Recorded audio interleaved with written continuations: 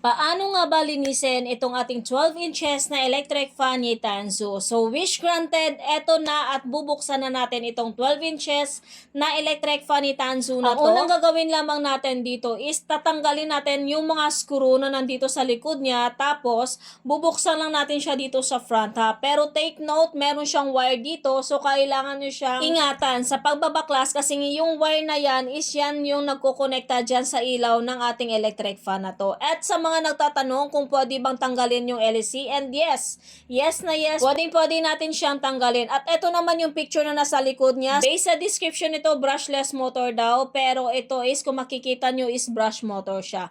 At ibinalik na nga natin yung takip niya dito sa likod dahil binaklas din natin yung kanyang screw dito. At ito na, dahil natapos na ni Habi na linisin yung LEC, ibabalik na natin to.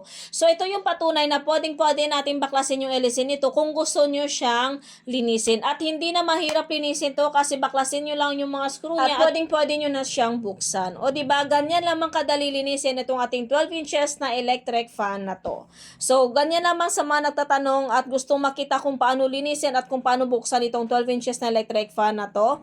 So, ganyan lamang siya kasimple. Kaya kung mga doubts pa kayo dito sa electric fan na to, na baka mahirap siyang linisin, as you can see naman, ganyan lamang siya kadali.